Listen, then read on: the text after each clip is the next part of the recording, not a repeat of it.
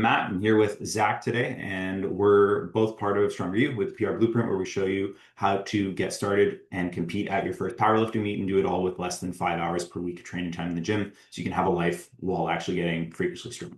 So today, Zach, we're talking about some of the most common mistakes that we see at three different points in meet prep that are avoidable mistakes that really end up stressing lifters out, and then obviously how to fix those and avoid them so that you can have a little bit more fun and focus on the weights and the PRs at your first meet instead of reeling and being on your heels trying to do damage control all day because you made X mistake or something like that due to a lack of preparation. Um, yeah, we'll talk about three main areas. We're going to talk about, before the actual meet happens and sort of planning appropriately. We'll talk about showing up on meet day before the lifting starts. So kind of everything that has to happen beforehand and some of the most common mistakes we'll see there. And then finally, we'll talk about the actual warm-ups and technical execution and the lifting side of things, which is kind of what everyone's here for at the meet anyways. And basically on each of those, just going through some of the most common things you and I both see, both with lifters we've coached, as well as just stuff you see with lifters at gyms and at meets, and where your attention should go so you can have the best meet day possible. Yeah, figure let's jump in. Yep. Awesome. All right. So Zach, like when you think about pre-meet and leading in, what's sort of that critical point where you as a coach are like, we need to just focus on doing the same thing and getting really good at X in prep, like we're X number of weeks out, no further changes.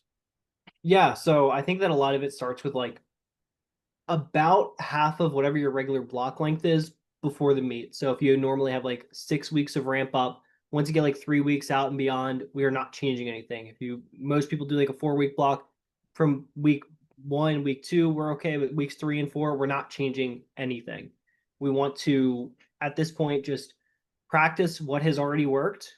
We don't want to insert new variables into the equation and be like, oh, well, if I suddenly try hook grip, maybe my grip will hold. And it's like, if your grip hasn't held up to this point, switching it last minute is not going to be the thing that helps.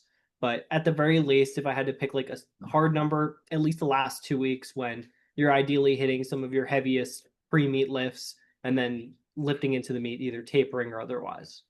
Yeah, and I would say that holds as well with not just the technical side of things and but also just on more like your procedures for the day. So like your cues obviously fall into that, but even your warm-ups and your general warm-ups, what you're doing for mobility, what you're doing for activation to build feel, and obviously the warm-up weights that you're using. There are some tools we've got, like we've got the PR booster calculator. I'll link it in the video description down below, that'll calculate all that for you and map out the timing. But as a general rule, like if you know that you have really good top sets when your last warm up is at 93 to 95% of your first working sets. So you're a lifter who's thinking about doing their first powerlifting meet, but at the same time, you're feeling really just not sure if you're strong enough.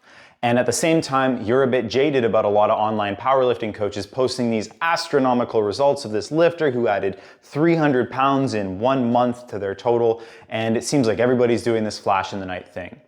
That's why instead of showing you these incredible results of these 2 month progress things, we focus on sustainable progress. And I actually made a full case study on a lifter that I worked with who went from a 495 pound deadlift plateau where he'd been stuck for a year up to 639 pounds, and how he continues to make progress over a 2 year plus time span with his training. So to show you how those kind of sustainable gains in strength can be made, I made a full case study for you to review, completely free, no strings attached. You can check it out down in the links of the video below. Hope it's helpful to you. Back to the video. Wait, that's probably a good target to have for your last warm up. If you do better with bigger jumps, do that. Like don't put in extra variables. Yeah, and especially with mobility, understanding that if there's any kind of number one, like weight manipulation that you have to do in order to compete, um, minimizing how much change in mobility you have to do because the change in weight will likely affect how you feel underneath the bar. But also when you go to eat and drink and everything, rehydrate, if you have to also change your mobility routine all of a sudden, it could make things feel worse underneath the bar, especially early on in the meet during the squat when you just kind of need to get numbers on the board and just need to kind of set some momentum. Yeah, absolutely. And I find that there's been sort of another one that I'd actually want to add with warm-ups is if you're somebody who typically does like a top set and back downs, right? Your warm-up structure that you have in your head will probably work really well for you on meet day. But on the flip side, if you're generally somebody that does better with like ramping up to a top set and you don't do as many back downs, but you have more like working sets on the way up, it might be worth taking some smaller jumps in your warm-ups and doing like I have a lifter who competed early last month and or late last month, and she does like six triples on the way up to her top set, which is heinous, but it works really well for her, so we do it.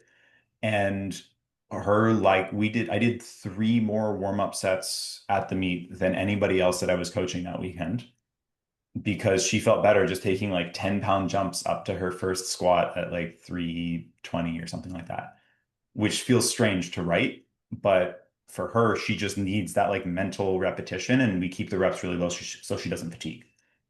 Yep. Yep. But it's like the Yes. mental groove that it builds a lot. Yeah, absolutely. And again, especially if you have to manipulate your body weight, like when we're again talking about the squat, like you said, it's gonna change how you feel underneath the bar. So if you need an extra warm up or two in order to get there, okay, like maybe, but don't go crazy with it all of a sudden just because like, doing an extra like 18 reps probably won't work for most people, but doing an extra rep or two or even retaking your last warm up sometimes I found has been helpful, like with my deadlift in particular on meet day. Normally I would do like one, two, three, four, and then like 550 or whatever. Sometimes I'll take four reds two or three times separated by a couple minutes just to feel that groove and get into it. Yeah. Yeah. I'd say the best like lesson you could take with just about any lifter, regardless of what approach they're going to take with their warm-ups, is work backwards from when your flight starts and when you're going to be lifting and give yourself more time than you think you need. Yeah. And just so that you have the option. Your worst case is you just rest a little longer between your warm-up sets and you space things out if things feel good and you don't need a lot of work. And like that's I think one thing. And then I think both of our favorite dead horse to beat with with first time lifters is like Instagram is probably not enough to learn how to compete, and you need to read the rule book, at the very least, the technical execution side of things. Yeah. And there's just so many times I'll go to a meet and something like soft knees is the thing that always gets the first timers because none of them they all see, especially with like high level hook grip sumo pullers, none of them like when they're doing rep work actually do a full lockout. And that's what these people emulate. And then they get to meet day and they're like, what does soft knees mean? It's like you got to listen to either A, you have to read the rule book and see what it means, read some kind of article online, which takes 5 minutes, or dude, they explain it all right before you start the meet. There's like no excuse, especially if it's your first time doing it. There's no reason not to just pay attention for those 5 minutes because they're not taking their sweet time with it. They come in to give the explanation with the understanding that you should have already read the rule book. They're not expanding on it a lot. But if you didn't do that, that's the bare minimum you can do for yourself to be ready. Otherwise, it's all on you, dude.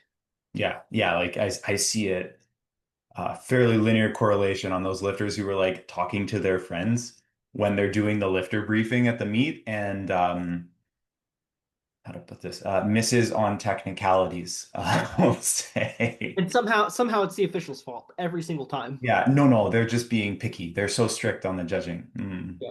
Maybe not. Yeah, also hit depth in your warm-ups. Please, please, please, please.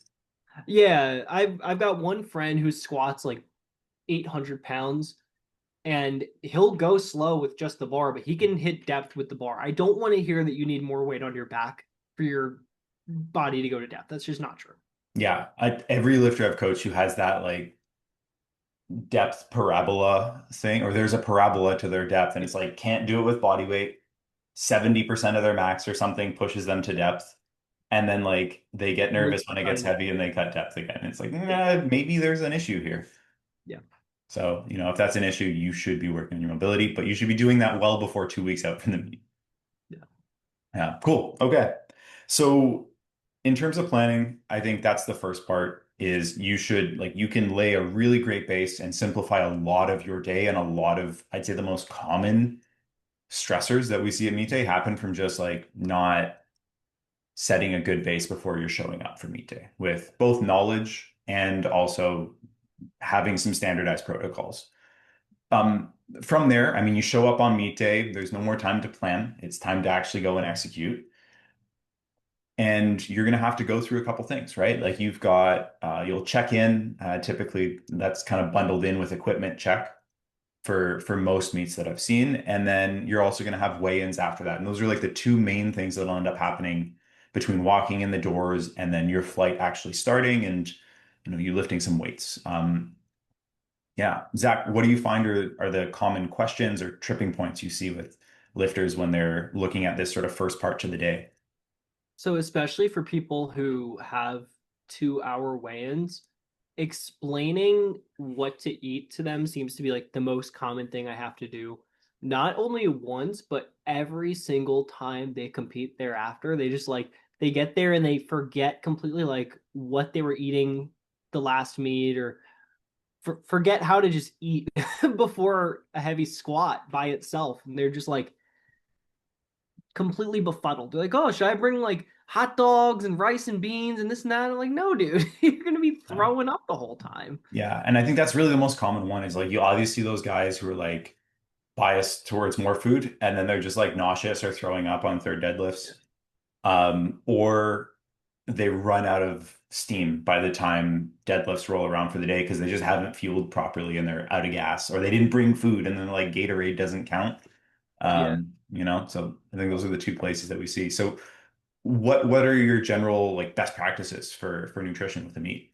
Yeah, so first and foremost, I will bring my Pedialyte with me to like there's a good chance you're going to be waiting in line to weigh in. They're either going to go by lot number and call your name out, or there's like 15 other people who are waiting to weigh in and there's a line. I'll bring the Pedialyte with me, and the second that I step off that scale, just start drinking it. You want to have number one, electrolytes, and then number two, like fast digesting carbs. So I'll bring that in like something as simple as like 2 or 3 Rice Krispies.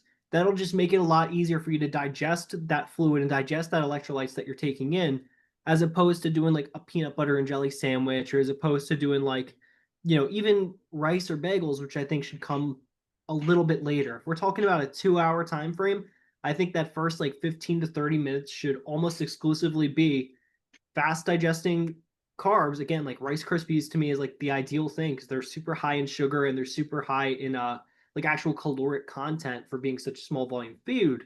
But also like sipping down, maybe not the full liter, but like at least half a liter of ideally some kind of electrolyte based sports drink. Pedialyte's just the most common one I see. Yeah, and what I see on the extension with those 2 hour weigh-ins is there's a lot of misunderstanding on how the timing with that actually works, right? Like it's a 2 hour weigh-in from when they start weigh-ins to start lifting. So if you're the first on the weigh-ins and you're the first lifter, that's 2 hours. Yeah. But in reality, you're probably like 10th or 20th on the weigh-ins. So you're actually weighing in like 20 to 45 minutes after they start doing the weigh-ins. And then depending where you are on the actual flight, you might actually only have an hour and a half. Yeah. And then if you actually factor in when you start warming up, you've actually really got like an hour. I've seen in some weird instances with like really long weigh-in windows and stuff like, or not really long, like large rosters with meets, Yeah. like just over an hour between when they step off the scale and when they're actually starting their warm-ups. And like, the simple carbs are definitely, simple, easy to digest foods, at least at the start of the day before squats is going to be the move. Otherwise, you're going to feel nervous about squats anyways, and then having an upset stomach too, because you're trying to digest 100 grams of fat. Like, yeah. Yeah. And digestion is the other point of it that not a lot of like first time lifters think about. They're just thinking about getting the food in, but not necessarily getting it through their body. Because the reality is, if you eat or drink too much, you're going to feel like you got to throw up or you're going to feel like you got to run to the toilet. And the unfortunate reality is, like, I show up to meets like an hour before weigh-in start, knowing full well that I am almost always the last person to squat, but I know that I feel best underneath the bar when I have X amount of calories in me, X amount of, carbs in me. And I weigh everything out religiously. My food scale stays attached to my hip. So I figure out how much food volume I need to eat as well. So I get there first and I make sure I weigh in as early as possible to give myself that time to digest it slowly, have a chance to go to the bathroom rather than trying to cram it all down and then shitting myself on my squats, which we've gotten really fucking close before. Yeah. And by extension of that too, with just the like flexibility around being able to time your food, Yeah. if you don't have to cut weight, don't. Like if you're not gonna medal and you're just gonna be like the middle of the class at 93 and the middle of the class at 105, nobody cares if you're a 96 kilo 105 if you're middle of the class anyways. And that's fine. Like trying to be more competitive to come in more middle of the class than the next weight class up doesn't matter, and you're just making your day harder. If it's your first meet, you're not competitive. You just Yeah. aren't. Yeah. You And can if do it's a well local for a level first meet, no meet. one cares anyways. Yeah. Honest to God. Yeah. Yeah. You get to a state level meet, it matters more. Yeah. You're dealing with a qualified field at that point. And it's hard to like take the fight out of the dog with, I think all of us with powerlifting, we're like, I want to do more. I want to like test my limits. It's all that common language that we all see, but that's great, but nobody cares if you beat a bunch of kindergartners at like soccer at recess because you're a 35-year-old grown adult and like drop kicking the children doesn't count as scoring a goal. But Yeah. it's like use it as a way to get good at lifting at a meet from a technical standpoint, and then go be competitive and worry about weight classes when you're qualified to do that. And there's a pretty clear inflection point with that too. Like when you're a local level person, I find that they're the ones that are the most neurotic about looking people up on open powerlifting and trying to find them. And I'm like, as like a low national or like mediocre regional level lifter, I don't look up the roster. I don't care. There's a good chance that I'm gonna out total everybody anyways. But if you're coming in there and you're stressed about what ABC person's doing, it's like, come on, dude. Like, if you just stay in the weight class where you're gonna feel the best, you're just increasing the likelihood you're gonna have a good performance, and that minute difference in where they rank won't matter anyways, because they're Yeah. more likely to mess up if you just do the things to make yourself succeed. Yeah. And it's not like you can add 10 kilos to your third deadlift because of who showed up. Yeah, Like, what are you gonna do? Sandbag it because there was nobody there? Like, no, you're gonna go for 10 kilos more anyways because you want to find out. yeah. But yeah, I'm trying to think at really through the whole roster, I have two people that I'll research who's showing up. Mostly because they're doing like an open meet as a ramp up meet and they're a national level competitor. Mhm. And we're like, I mean, like, how hard do we push this prep for funsies, But it's not some super serious, like any of that stuff. It's so, yeah, I think very misunderstood. And just know where you're competing. Oh, and it's an open meet. It's an open meet, Yeah. right? Okay, so I think that's really the big one is really around nutrition with like rehydrating, having a settled stomach leading into the lifting. At this point, the next piece, the exciting part with your meet day is warm-ups, right? Like you've started, you're under the bar in short order at this point, and I feel like this is where we see a lot more people drop the ball. And the first place is just not understanding the equipment, I think. What's the most common place you see with like equipment and warm-up room fumbles?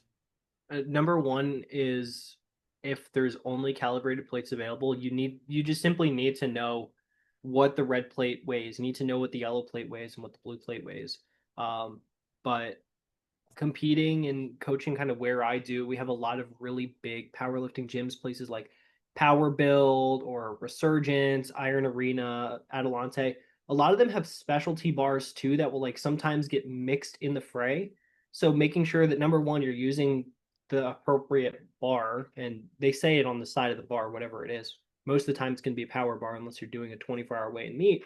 But number two is just getting an app like bars loaded, or even most places have some kind of chart that say, hey, two reds and a blue weighs this much weight, and using that to figure out what your warm-ups need to be. Yeah, When and I it's like a giant 5x5 like yeah, billboard that they've got next to the warm-up room.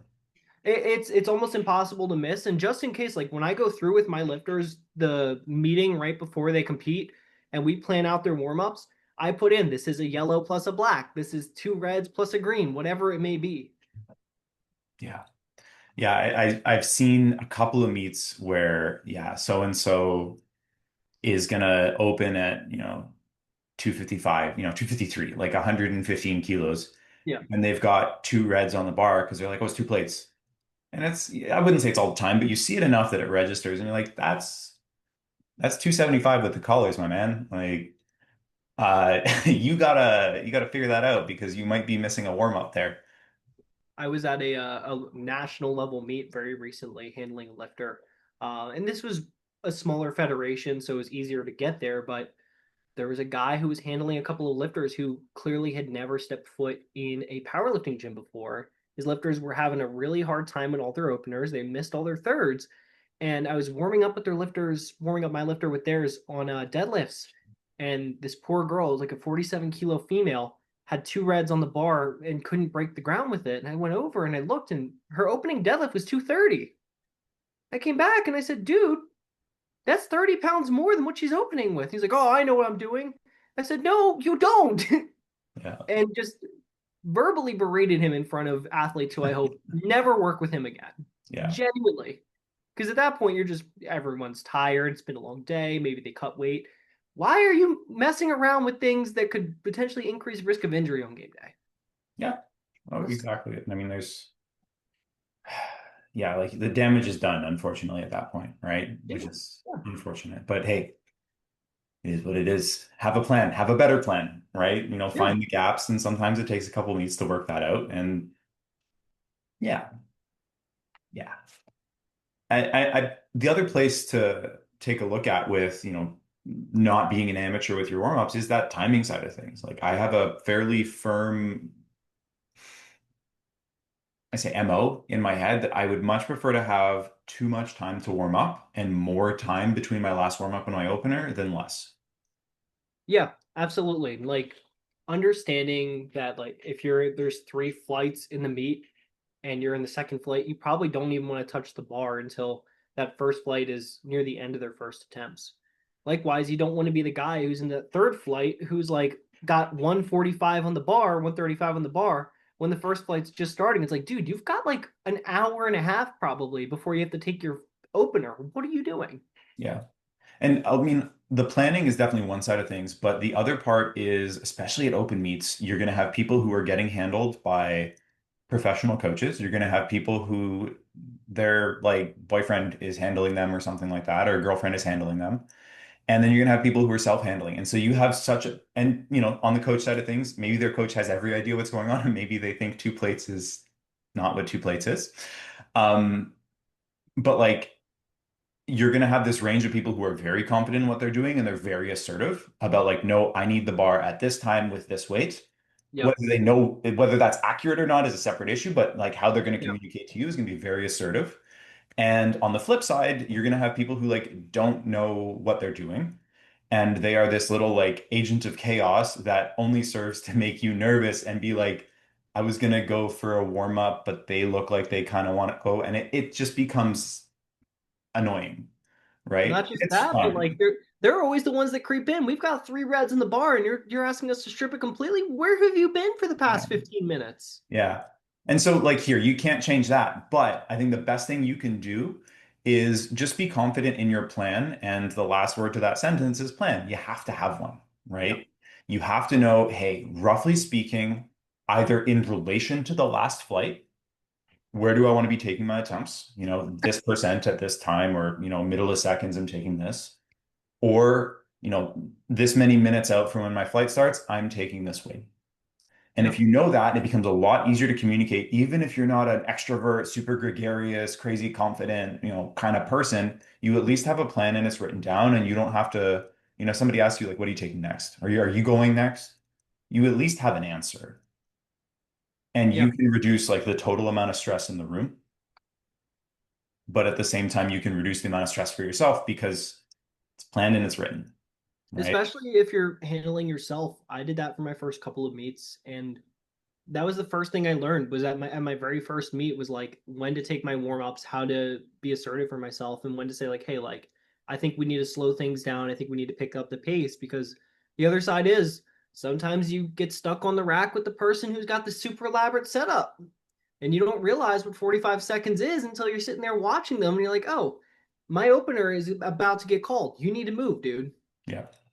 Yeah. The other thing that I find knowing what your like warm-up weights are going to be is just bar management in terms of plate loading. Like that you might be in between plates where you're like just shy of an extra red Yeah. and somebody else is going up because they're taking bigger jumps and that's who's on the rack with you and it is what it is. Like there might just be some really, really, really strong lifters on another rack and so everyone else is on yours.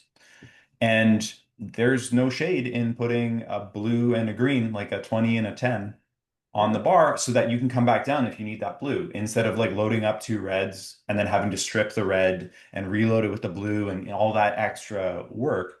Yep. So if you know your plan, you can communicate that. And if they're going to go add another red, be like, hey, do you mind doing it as a blue and a green or something? Because I got to go with this thing that's a little lower. Yeah, absolutely. Yeah. Okay. Last one is equipment. Most of the people that show up to their first meet, they are not going to have lifted on comp equipment. Yeah, and I think we're gonna start to see this change with the expansion of the popularity of the sport. But a lot of people are coming from like these backwoods, local, like underground bodybuilding gyms where they've only ever used a 50-year-old like solitary bench press. They've never seen a combo rack before in their life. But taking 5 or 10 minutes to number one, learn how to use the combo rack when you're figuring out your rack heights, which you have to do during check-in anyways. You have to tell them what it needs to be for yourself. But understanding number one, how to operate the combo rack. But number two, understanding as well that that's also not going to be the thing that makes it or breaks it on competition day. I've been to meets where we've had all combo racks. It was all the exact same thing as the platform, where it was like some were the same, some were different, some were like super dingy. And at that point, you're either ready for the weight or you're not. The type of rack that you're using is not going to be the thing that makes or breaks it. Yeah. Yeah. Like I try to get people to just think about it as like, give yourself a little more credit. There's probably different racks at your gym that Yeah. you've managed to somehow get stronger with to get to the point to sign up to compete. Now you're going to be worried about picking your favorite between racks that you don't even know. Yeah. Come on. Come on. It's And powerlifters who've been in the sport for a while are the biggest divas about it. We have four Texas racks at my gym that are all right next to each other. And I hate to say, I know which one I like to bench on. I know which one I like to squat on. I yeah. know which one I really don't like to bench on. And there are some people who will refuse to use some of the racks, even though at the end of the day, it's all the exact same. But you just have to sometimes be assertive and be like, hey, like there are four racks, there are 12 of us. We already have three people here. I don't care that you don't like that one. It'll be better for everybody if you go over there. So we all have a little more time to warm up. We all have a little more time to, Yeah. do what we need to do. And that goes back to the idea of being assertive and speaking up for yourself or speaking up for your athlete. Because Yeah. there have been times where I butted heads with coaches at meets, and I said, "No, dude, you need to take your six people over there. Like we have this rack. There are four of us here already. Go away." Yeah. And I think the other thing to consider with that, and it's easy to get in your own head about it, but if there's a hypothetical disadvantage or handicap or something that's happening, everyone else is dealing with it on meet day too. If the Mm-hmm. platform is squishy or I don't know, it's hot in the room and everyone's hands are sweaty, Uh, whatever. I had Everyone's dealing with it. we had a meet at my gym, Powerlifting America meet. This is the only Powerlifting America meet I did, but there was some guy who complained about how we were warming up on like Texas power bars, and how there was an Alico bar who one of the gym members owned and was like locked away in a case. He was like, "Why are we warming up with these when that's over there?" He had just missed his second squat. And I am so high on caffeine. I am so high on adrenaline. I just woke up and I'm like, dude, you can't hit depth anyways. Why does it matter? I fully crashed out on this guy. Um, and it was loud. It was loud. Yeah. Um, I was not doing it. No. Yeah. It's like go be strong enough that it doesn't matter. Yeah. And I Yeah. mean just physically. Be physically strong enough that it doesn't matter. Yeah, Stop, dude. like your 8 months of bad training into the meet and never hitting depth and having soft knees on every deadlift lockout that you've done and touch and going because you sort of paused on your benches isn't gonna be fixed by the judge giving you a better press command Yeah. or any of that stuff.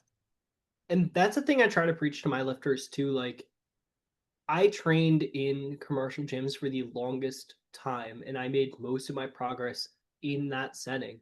So when I clip the rack on a power rack or I clip the rack on an actual competition thing, I know how to make that adjustment because I've been doing it for years at this point. It's not to your deficit. It's really not. If anything, it'll help you when you get to a meet and things are kind of rickety. And there are people who've been training in like this nice air conditioned facility with 5-star equipment, and that's just not what's there on meet day because you Yeah. don't know what will be there. Yeah. Don't stress about it. Make the best out of what you have available to you. Yeah. And I think just internally, if you approach training with the mindset of like making the competition as stress-free as possible by making your training environment harder, right? Just going back to like, Yeah. I don't think most people should try to bury their squats. I think there's some issues that come from always trying to go ass to grass, but your pauses on your bench, you should pause. If you have to do like a pause single, you should do pause beyond a reasonable doubt. Give yourself the worst pause command. Program 5 count Yeah. and count five, not, 1, 2, 5, 7. It was long pause press. I Uh, know I know a lifter who is an American record bench press holder in the USAPL. And she's a very high arch, light touch bencher. She gives herself 10 count pauses yep. off season just because she understands that, hey, my style of bench may force me to get a longer press command. Yeah. And if there's like one piece of equipment, one piece of advice I could give, to newer lifters getting ready to do their first meet in that vein, it's if you understand the rules, you can understand ways to make your training as bulletproof as possible. And from there, you're set up. You can just trust yourself. Yeah. Like make the rules as if they're, or treat the rules as if they're being enforced by the most like hard ass judge that you can find so that when you have somebody that's really hard ass, it's what you prepared for. Yeah. And when it's as written, normal, you're having a great day. Yeah. And that's it, right? So yeah, I feel like that's probably a good place to kind of put a bookend on things for today. We've talked about before the meet, in your preparation period up to it, getting a good understanding of what you need to do on meet day, your equipment, preparation, building out your processes for your warm-ups and your technique and your nutrition, and then showing up to the meet, what you should be doing for avoiding that stress of ending up hypo at the end of the day or throwing up on your first squat. And then in the actual lifting side of things, your warm-up planning, which again, if you don't already have a copy of it, you can get a copy of the PR booster down below. You literally enter your max and when your flight starts, and it does all the math for you on how much weight you should lift and timing. And also talking about just equipment considerations on how to mentally and physically approach the warm-up room so that you can do well when you're actually lifting. Yeah. Yeah. Zach, is there anything else you want to add for today?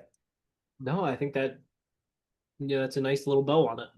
Perfect. All right. Awesome. So yeah, again, if you don't already have a PR booster, down in the link below, totally free, no strings attached, pretty straightforward tool. It's actually the exact tool I use with a lot of the lifters that we're coaching remotely, or at least I customize it out, but it's a starting point.